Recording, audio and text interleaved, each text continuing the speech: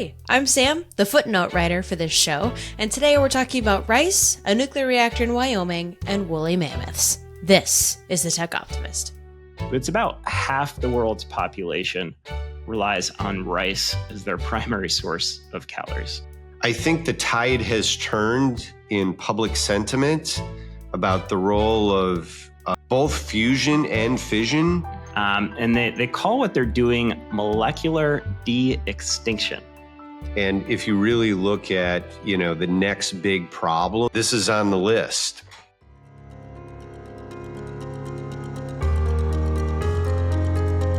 In a world captivated by criticism, it's easy to overlook the groundbreaking technologies shaping our future. Let's shine a light on innovators who are propelling us forward. As the most active venture capital firm in the US, we have an exceptional view of tech's real-world impact. Join us as we explore, celebrate, and contribute to the stories of those creating tomorrow. Welcome to the Tech Optimist.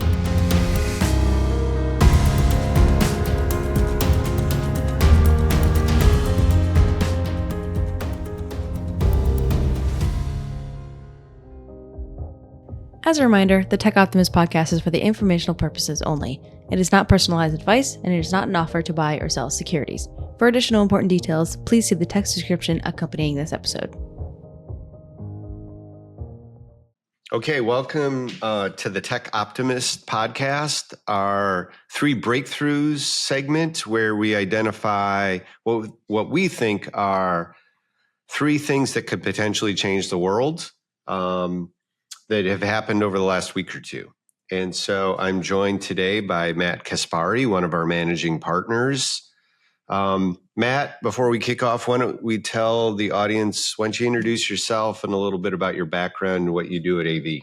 Yeah, great. Well, excited to be here with you today, Mike. So Matt Caspari, I'm the managing partner of our UC Berkeley-centric fund, Strawberry Creek Ventures. I'm also involved in managing our deep tech fund. I've been around the venture landscape for over 20 years, started as an entrepreneur, started a venture-backed company at Berkeley based on some technology we licensed from the university. So I have a lot of founder empathy and come at this with an entrepreneurial point of view. And have been with Alumni Ventures for over 3 years. So super excited to be backing entrepreneurs really with impactful technologies, which I think we're going to get into some of that today. Yeah, excellent. So, Matt, I think you drew the short straw, so you get to go first today. This is a long straw, Mike. This is good. So excited to talk about actually a scientific study that I came across that came from some Berkeley researchers. So go Bears. A little bias, yeah. So it was published in a journal called Science Advances, and it was just last week that it came out. So these scientists used CRISPR-Cas9 mutagenesis to edit the sequences of rice. Here, Matt is referencing a paper that was published by Scientific Advance. I am not a scientist myself, and I am not an engineer, but I'm going to read a bit of the abstract from the paper that was published. I feel like, scientists and engineers obviously can understand what I'm saying a bit more, and I will help break down, what all of this means a little bit later, but I figured I would provide a little bit of the abstract. So here are a few snippets from the abstract of that paper as a little nod to all of you sort of scientists out there that are listening to this show. Understanding CRISPR-Cas9's capacity to produce native overexpression OX alleles would accelerate agronomic gains achievable by gene editing. To generate OX alleles with increased RNA and protein abundance, we leveraged multiplex CRISPR-Cas9 mutagenesis of non-coding sequences upstream of the rice PSBS1 gene. We isolated 120 gene-edited alleles with varying non-photochemical quenching capacity in vivo from knockout to overexpression, using a high-throughput screening pipeline. And then I'm going to hop down to the last 2 sentences of the abstract. Our results may inform future gene editing strategies for hypermorphic alleles and have advanced the pursuit of gene-edited, non-transgenic rice plants with accelerated relaxation of photoprotection. So, in simple terms, for those who aren't familiar, they used a really precise, sophisticated method to edit the genome of rice. And they actually did it in a way without using foreign DNA. Mm-hmm. So they did not take genes from another organism and put it into the rice. So this means that this is not GMO, or genetically modified rice, by the FDA's definition. So I'll talk a little more about what they did and then why this matters, why I think it's an interesting breakthrough. So they went into the rice's DNA, played around with it, and they were able to get a specific gene to increase its expression. What does this mean or matter? The rice is actually more resistant to environmental stress. It has better photosynthetic efficiency, which could give you higher yields. The non-GMO thing, I think, is critical. So I looked at food crops in the US. I knew we planted a lot of GMO crops here, but it turns out 92% of our corn, 94% of our soybeans in the US are GMO. In the rest of the world, there's a lot less acceptance to GMO crops. And you do have concerns in the US from a lot of people around GMOs. So what does this create? It creates an environment where it's very costly and it takes a lot of time to get a new crop into the market. So Bayer, which has a big business in this area, put out some information. 16 years and over 100 million in R&D to get a new GMO crop approved. And again, there's a lot of places in the world that aren't going to accept it, even if it passes the FDA's standards. So these researchers, by being able to go in and change the properties of this rice, but doing it in a non-GMO way, you're now looking at a regulatory pathway that should be much, much simpler, much wider acceptance. And to get into a little more of like, why do we care? Climate change. The world is getting warmer. Yeah. When I talk about environmental stress, I'm talking about drought. I'm talking about heat.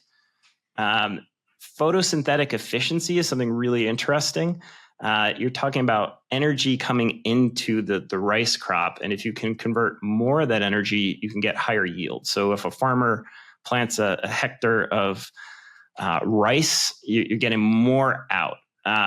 And when I looked into it, I knew rice was critically important as a staple of food, but it's about half the world's population relies on rice as their primary source of calories. So I think this has the potential to be a really big breakthrough where we can, create more food security around rice and hopefully also increase yields and do it in a way where we're not going to get pushback around the way we create improved crops today, which is GMOs. As promised, I'm back to sort of break down this paper and this big discussion that Matt and Mike are having here. So I use an AI service to sort of help, break down this document for me, this scientific paper. Obviously, as you know, me not being a scientist, I don't quite know how to translate any of this stuff, but the AI does. So this is what the AI provided. It was actually kind of funny. I left a prompt there that said, please, summarize this document as if a third grader could understand it. So this is what it spit out, and I completely understand, the work they did now. So the scientists in the document used a tool called CRISPR-Cas9 to change specific parts of a rice plant's genetic code. They focused on a gene called PSBS1 to see how changing it could make the plant better at protecting itself from too much sunlight.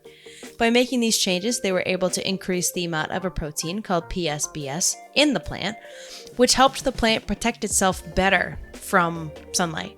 They found that these changes could be made without adding any new genes to the plant, which is important for creating new types of rice plants without using traditional genetic modification methods.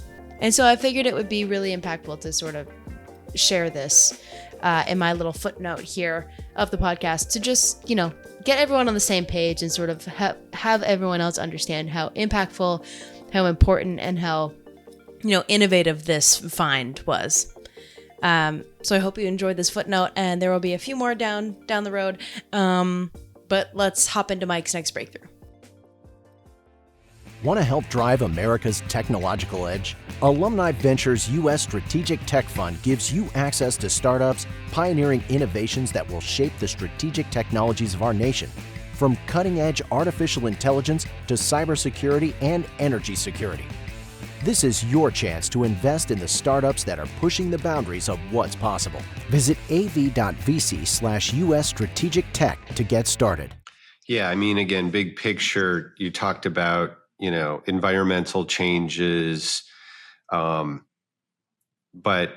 I think we can all see that that the world's changing from an environmental standpoint. And if you have a population just, needing one of the 3 or 4 main carbohydrate crops, and if there's a drought, that has huge impact on life and death, really, for people. And it is. So, it really it's is. literally a matter of life and 3.5 billion death. people. This is the primary source of calories, and there's no GMO rice out there in the world. I mentioned the major crops in the U.S. People have looked at creating a GMO rice in the past. There was this golden rice that was out there, and there's just massive pushback from people. And just a lot of concerns around you're taking DNA that would never get into this organism and putting it in. I don't know if I'm comfortable with that. So I think this could be a big deal. And I do think the understanding of these technologies, I also think is really an option. As if there is a fungus that begins to kind of start wiping out one of these crops, kind of thing, our ability to go in and create a fungus resistant version of it. I just think I just really like the fact that scientists and our understanding of and the use of technologies like CRISPR, we've talked about even on this show some other interesting companies that are looking at how do you make it more water efficient? How do you make it more drought resistant? How do you increase the hardiness and density and all of that kind of stuff? I think that's a great one. So I'm gonna hop in with mine. Yeah. And so this is related to our good friend Bill Gates and Wyoming coal country getting a nuclear reactor. Yeah, exciting. And so, this is a state of the art plant. I think it's something like 350 megawatts that could potentially go up to 500 million. I think the tide has turned in public sentiment about the role of both fusion and fission. Yep. That it's an and solar and renewables, and we're going to have to not turn our back immediately on carbon fuels. That the history of society has really been driven by energy and energy innovation. And we're talking about, a lot in our world and on this show about breakthroughs going on in AI. And super energy intensive. And, you're going to have a NVIDIA farm that's going to require the energy equivalent of a nuclear power plant to run it. So I think, I just think the story of civilization is about energy. You can look at it through this lens. And I do think we have exciting new technologies, but I also think that we have to do it all. And yes, we want to do it responsibly. Yes, we want to have government oversight and regulation. But we can't say no, never, not in my backyard. If we're going to continue to move the ball forward. So I think groundbreaking on this plant is long overdue. I think you're right. We are seeing a change in acceptance and willingness in the U.S. Which is great, and we do need all of it. There's this big transition of electrifying the grid, moving to solar and wind. Again, there are challenges with that. We need as many solutions as we can come up with to have low carbon or no carbon energy. So I like that one. It's great, exciting. So this company that Bill Gates started in 2008 is called TerraPower. Bill Gates co-founded it in 2008, and it's an innovative nuclear energy company aimed at advancing nuclear technology to provide safe, abundant, and carbon-free energy. The company is currently working on a groundbreaking project in Camarera, Wyoming, where it plans to build an advanced nuclear power plant featuring a sodium-cooled fast reactor design known as the Natrium reactor. So some key features of TerraPower's Natrium reactor: a sodium-cooled fast reactor. So unlike traditional reactors that use water for cooling, the Natrium reactor uses liquid sodium, which allows it to operate at lower pressures and higher temperatures, enhancing safety and efficiency. It also has molten salt energy storage. I had never heard of this, and so pretty much what it is the reactor includes a molten salt-based energy storage system, which can increase its power output from 345 megawatts to 500 megawatts for over 5 hours, providing, flexibility and reliability in just general power generation. Also is a super interesting fact here with the type of fuel that it uses. So this reactor uses high-assay, low-enriched uranium fuel, which is enriched to a higher percentage of uranium-235 than conventional reactor fuel, offering improved performance and efficiency, which I also thought was pretty cool. Some really sciencey, sort of geeky, nerdy facts there for you, but I thought they were interesting. And in general, I just want to, put out there that the project goals and impact of, TerraPower are carbon-free energy, and so they aim to provide a reliable source of carbon-free electricity, which is crucial for reducing greenhouse gas emissions and sort of combating climate change. And some of their economic and climate goals, the project is expected to meet increasing electricity demands and support economic growth while addressing climate goals for providing a stable and sort of clean energy source. And then this is also a big step for, industrial applications. So like future reactors can be built near industrial plants to supply high heat for processes such as hydrogen production, petrochemicals, ammonia, fertilizer manufacturing, which all currently rely on fossil fuels. So overall, TerraPower seems to be doing some really innovative, fantastic stuff, for this realm of energy production. And I, wanted to dig into a little bit and provide another footnote for that. So I hope you enjoyed, but then let's get back into the episode. Ever wonder how the ultra-wealthy invest their money? They often back startups before they go public through venture capital. Now, individual investors like you can too with Alumni Ventures. Visit av.vc to get started. What's your third one? Okay, so the next one I have also been reading more scientific articles. So this one came out in Nature Biomedical Engineering just last week from a team of researchers at University of Pennsylvania. This one caught my eye. I thought it was actually pretty cool. So what these researchers did, they talk about having this deep learning enabled approach to antibiotic discovery. Mm-hmm. So again, we're talking about AI ML. And they call what they're doing molecular de-extinction. Okay, So, what the heck's that? Yeah, exactly. What is that? So this is where it gets cool. This is reviving ancient molecular structures from extinct organisms and seeing if these ancient structures can solve modern day problems like antibiotic resistance. Mm-hmm. So what they actually did was they identified over 37,000 different peptide sequences, and these came from over 200 extinct species. And these were things like the woolly mammoth, an ancient sea cow, a giant elk.